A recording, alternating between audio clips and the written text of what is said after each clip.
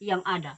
Mengapa? Karena dia adalah penentu untuk bisa menempatkan mana yang terbaik, mana yang lebih baik, dan mana yang benar-benar betul-betul untuk kebaikan bersama. Makanya fungsi mata di kepala banteng ini bukan hanya sekedar gambar, tetapi sekedar pengetahuan yang diterapkan dalam filosofi, tapi penempatan yang pasti yang tidak bisa direkayasa. Kenapa? Inilah ketentuan pasti yang tidak dibuat-buat, dibuat untuk kepentingan peradaban umat manusia, keselamatan umat manusia, dan keselamatan regenerasi daripada manusia itu sendiri.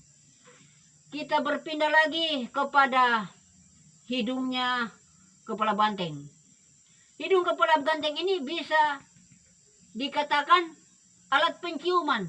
Tujuan alat penciuman itu apa?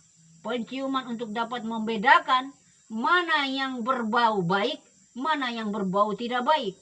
Kalau yang tidak baik jelas jangan dipakai. Kalau yang baik maka dipakai. Mengapa? Tujuannya yang kita cari adalah keharuman. Jadi harum semerbak bangsa ini harus sudah saatnya dilahirkan dan dijalankan agar bangsa dan negara ini jangan berdebat hanya karena membentuk aturan. Si A membentuk aturan, si B membentuk aturan, si C membentuk aturan. Ketiga-tiganya saling membentur atas nama aturan. Nah, bangsa negara Republik Indonesia adalah bangsa kesatuan. Mengapa ada berapa aturan? A, B, C, D. Itu kan tidak benar. Semua aturan mengacu kepada Pancasila dan Undang-Undang Dasar Negara Republik Indonesia. Pasalnya 5 butir dasarnya. Pahami makna dan isinya, baru ciptakan aturan tidak teledor, tidak keliru, dan tidak menciptakan aturan yang bisa membuat pemetaan kelompok-kelompok masyarakat, kelompok-kelompok organisasi, dan mengkelompokkan diri lebih daripada orang lain atau lebih daripada kelompok lain. Itu tidak benar, karena Pancasila tidak pernah satu butir pun menyatakan untuk menciptakan kesenjangan. Tetapi dia menciptakan konsepsi kebersamaan dari dalam sampai keluar, dari luar sampai ke dalam. Itu perwujudan daripada Pancasila. Yang terakhir keterangan adalah mulut daripada kerbau. Kerbau ini adalah simbol daripada endusan suara yang lahir yang disampaikan kepada sesama. Mengapa? Lisan ini penting disampaikan kepada sesama, tetapi yang disampaikan itu hal-hal yang perspektifnya jelas, terarah, dan bisa memberikan obat bagi orang lain. Bukan melahirkan penyakit, sakit hati, dengki, dan benci kepada orang lain. Mengapa? Lisan yang dilahirkan itu adalah lisan-lisan yang bermakna, lisan-lisan yang bisa memberikan kesejukan, lisan-lisan yang bisa melahirkan keterangan dan kebaikan. Itulah esensi lisan yang benar dan jelas. Marilah kita pahami landasan ideologi bangsa Indonesia di bawah naungan Garuda Pancasila, di bawah simbol bintang, rantai, pohon beringin, kepala banteng, dan padi dan kapas. Sekarang saudaraku sekalian yang berada di negara Republik Indonesia, dari Sabang sampai Merauke, dari Mias ke Pulau Rote, khususnya kita yang mendiami bangsa Indonesia ini merasa bersyukur dengan terciptanya hak Pancasila dan Undang-Undang Dasar Negara Republik Indonesia adalah peraturan yang memang benar-benar bisa ditawarkan ke berbagai macam komunitas dunia. Dia tidak melihat suku, ras, dan agamanya, karena Pancasila ini sudah diramu dari seluruh kepercayaan spiritual, dilahirkan menjadi gambar daripada Garuda Pancasila. Mengapa? Inilah simbol daripada kedudukan yang dimaksud kedaulatan. Kedaulatan yang mendasar adalah hak ciptanya, berdasarkan ketetapan-ketetapan keterangan dari kitab-kitab seluruh Alkitab yang ada. Bapak saudara sekalian, berbangsa dan bernegara Republik Indonesia, baik yang jabatannya dari bintang 5 sampai bintang 1, semuanya itu mengambil catatan gambaran yang ada di Pancasila. Bagi yang sudah menyandang bintang, pahamilah apa yang dia embang di pundaknya. Mengapa demikian? Karena ingat, bintang ini adalah keterwakilan dari Yang Maha Kuasa di dalam peradaban kehidupan manusia. Maka muncullah yang namanya pemimpin-pemimpin perwakilan yang diamanatkan, yang dititipkan, dan yang dipinjamkan. Jadi, janganlah melahirkan diskriminasi. Janganlah melahirkan doktrin yang bisa mencelakai dan mencederai bangsa dan negara Republik Indonesia ini. Karena rakyat ini adalah sumber demokrasi dasar untuk membangun landasan Pancasila dan Undang-Undang Dasar. Karena amanat institusi, amanat konstitusi, dan amanat konstitusional adalah sebuah kesinambungan daripada Pancasila, Duisila, dan Trisila. Pancasila adalah panca indera kemanusiaan yang disusun dalam kerangka kehidupan manusia yang menjalankan laki-laki dan perempuan, maka hadirnya Duisila. Trisila, mengapa Trisila? Trisila, kepala yang dapat memikirkan, badan yang dapat menerima endapan dari segala pengaruh atau segala pengetahuan karena perasaan. Sedangkan bagian kaki dan tangan yang menjalankan seluruh kebijakan. Makanya Pancasila, Duisila, Trisila. Jadi Pancasila dan Undang-Undang Dasar Negara Republik Indonesia adalah bentuk gambar sosok manusia lahiriah dan batiniah yang dikatakan manusia seutuhnya. Barang siapa yang mengurangi dan barang siapa yang melebihkan, berarti sudah barang tentu dia merubah konsep jati dirinya dari kemanusiaannya. Bahkan dia bila mana mengurangi daripada simbol-simbol keterangan Pancasila ini, dia pangkas dan dia ambil untuk kepentingannya. Sama saja dia potong dan pangkas daripada jalan hidup. Mengapa? Karena Pancasila ini adalah aksesibilitas aturan yang betul-betul memiliki multifungsi dalam kehidupan berbangsa dan bernegara. Jadi di dalam era proses globalisasi menghadapi transformasi dunia untuk menuju kepada superpower dan menuju kepada mercusuar, maka Pancasila ini adalah tawaran sebuah aturan yang paten yang tidak bisa lagi direkayasa dan tidak bisa lagi dijadikan praduga-praduga. Mengapa demikian? Pancasila dalam kurun 76 tahun 2021 awal mulai dilahirkan bahasa isyarat. Sekarang di pertengahan 2021 bulan 7 lahir keterangan Pancasila sebagai pedoman daripada landasan ideologi bangsa negara Republik Indonesia.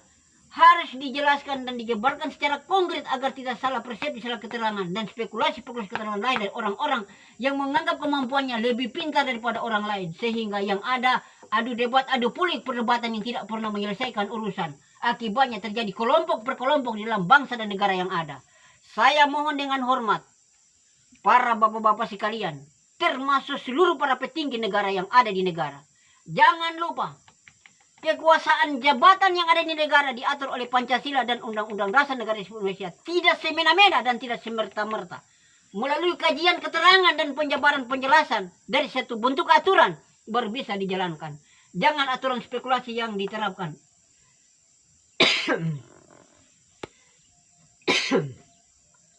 Mari Bapak dan Saudara sekalian kita pindah ke sila kelima, gambar padi dan kapas. Padi adalah gambarnya memiliki 17 butir rangkaian, sedangkan kapas memiliki 5 rangkaian. 5 ini maknanya apa? Kenapa putih dan kenapa lingkarannya hijau? Setiap pembahasan, setiap penyampaian, atau setiap kesimpulan, atau setiap keputusan didasari dengan rasa kemanusiaan. Maka semua tutur kata didasari dengan kelembutan. Begitu juga perasaan dirasakan dengan ketenangan. Mengapa demikian? Karena ini adalah hal yang mengundang kedamaian, mengundang kesatuan dan mengundang persatuan. Demi terwujudnya dan terciptanya hak-hak keadilan sosial bagi seluruh rakyat Indonesia. Sebelum hak-hak keadilan sosial bagi seluruh rakyat Indonesia tercipta, hak-hak keadilan privasi secara pribadi perlu diciptakan supaya orang yang menjalankan hak dan kewajiban tidak semena-mena bahwa dia memiliki kekuasaan dengan powerfulnya. Tetapi dia diamanatkan, maka dia jalankan amanat itu dengan segenap kebaikan, dengan segenap keluluhan, dengan segenap keyakinan. Sehingga aturan itu dia lahir secara lahiriah dan dia berjalan secara batiniah. Perlu dipahami dan perlu dipikirkan Bapak dan Saudara sekalian.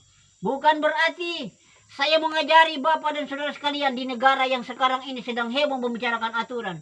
Tapi rada-rada aturan yang selalu dibuat, yang dibikin, baik itu di DPR, baik pun di institusi lain, baik itu di KPK maupun di lembaga lain. Selalu argumen perdebatan yang tidak ada henti-henti.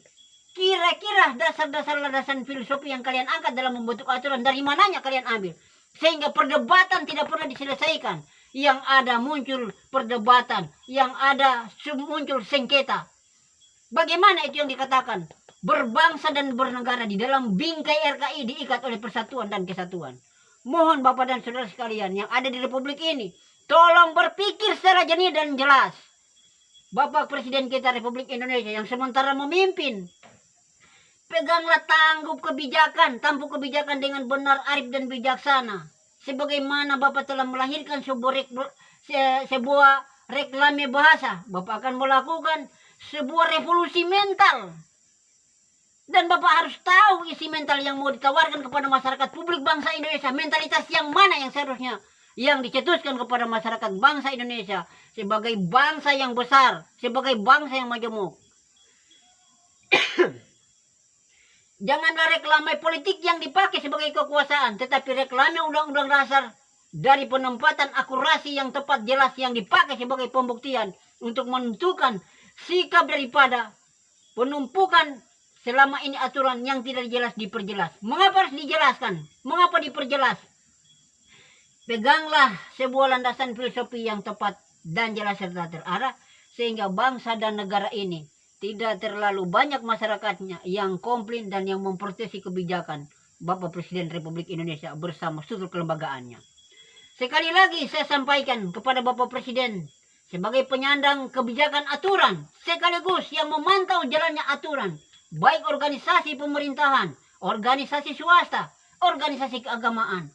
Anda sebagai penentu kebijakan di dalam aturan perlu memberikan sebuah nilai-nilai pemahaman, nilai-nilai ketetapan, dan nilai-nilai jati diri yang mengarah kepada pendirian bangsa yang benar-benar mendapat penempatan secara terperinci dan secara jelas. Sehingga tidak muncul opini-opini, sumbangsi informasi yang mengarah kepada provokasi. Dengan kata lain, muncullah berita-berita hoas atau informasi hoas.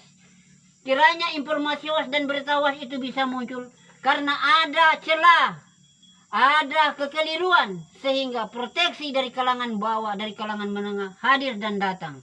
Mari resapi segala bentuk yang telah lahir untuk menciptakan sesuatu yang terbaik demi dan untuk masyarakat kita semua, demi dan untuk pemerintah negara Republik Indonesia, untuk tidak disibukkan dengan satu aturan, tetapi patuh dengan aturan yang ditetapkan. Tidak memojokkan, tidak menyulitkan, tidak membuang permasalahan, tetapi sama-sama bertanggung jawab atas apa kebijakan yang sudah disepakati dan apa keputusan yang sudah diputuskan. Padi ini menyimbolkan adalah 17 rangkaian. Jadi 17 rangkaian ini warga negara Republik Indonesia usia 17 itu wajib memahami landasan ideologi supaya dia memahami pemetaan aturan yang bersifat spesifikasi. Mengapa bersifat spesifikasi? Karena sifat spesifikasi itu akhir daripada klasifikasi. Sudah memahami, sudah mengetahui, dan sudah bisa mendudukan persoalan baik secara personal maupun umum. Sehingga tidak terjadi benturan aturan. Maka tertatalah aturan dari atas ke bawah, dari bawah ke atas. Fungsinya difungsikan sebagaimana susunan Pancasila. Tidak dibulak-balikan. Sila keadilan tidak duduk di sila ketuhanan. Mengapa demikian? Ya, sila keadilan bisa didapatkan tetapi melalui sila ketuhanan. Karena ini adalah pembaharuan daripada kehidupan manusia senyawa yang dikatakan jantung. Maka perlu segala aturan itu diresapi dengan perasaan yang baik dan yang benar. Karena seluruh manusia yang hidup di dunia, agama apapun, dia melalui kajian perasaan. Ini yang dikatakan jiwa. Ini yang dikatakan dalam rohani manusia. Maka jiwa dan rohani ini perlu dilandasi dan perlu dipahami sehingga pemetaan penyampaiannya tidak keliru.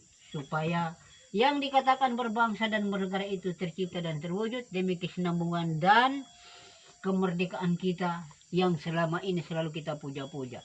Sehingga kemerdekaan bangsa Indonesia bukan sekedar euforia.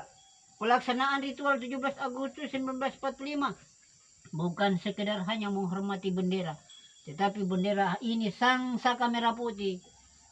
Merah adalah nilai keibuan yang perlu kita hargai, karena mereka itu adalah agama daripada perjalanan hak cipta manusia yang membuat kesinambungan manusia. Maka ini merah melambangkan daripada Ibu Pertiwi. Inilah negara kita adalah negara yang memiliki persepsi keterangan. Di dalam keterangan adalah pemahaman sekaligus pengetahuan daripada filosofi dan tasawuf keterangan. Maka di dalam keterangan filosofi atau dalam bahasa agama bilang tasawuf, inilah melahirkan sebuah indikasi yang terindikasi dengan benar dan baik demi menunjang kesinambungan daripada peradaban manusia. Karena Pancasila ini diciptakan demi tatanan kesinambungan daripada peradaban manusia, khususnya anak cucu Adam di negara Republik Indonesia maupun di mana saja berada.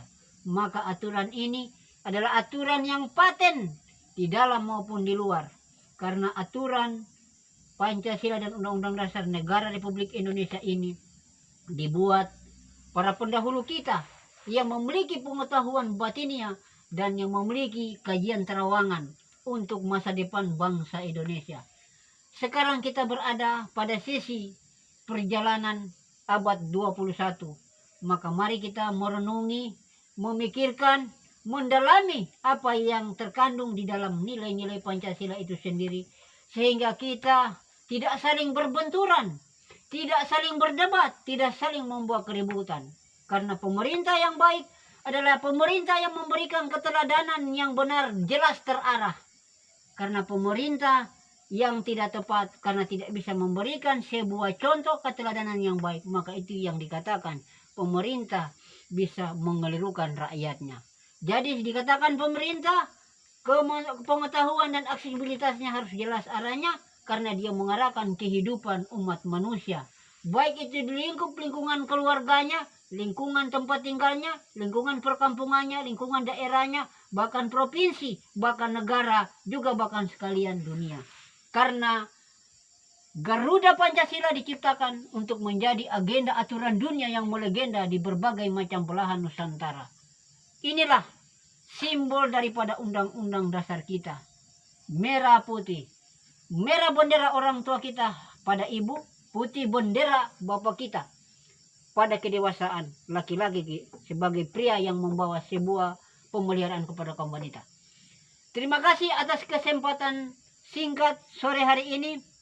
Saya sampaikan penjelasan Pancasila, walaupun belum saya konkretkan, tetapi sebagian keterangan-keterangan saya sudah sampaikan agar menjadi pandangan, menjadi pengertian, dan menjadikan sekalian penglihatan, penciuman, dan kajian-kajian pengertian daripada perasaan sendiri.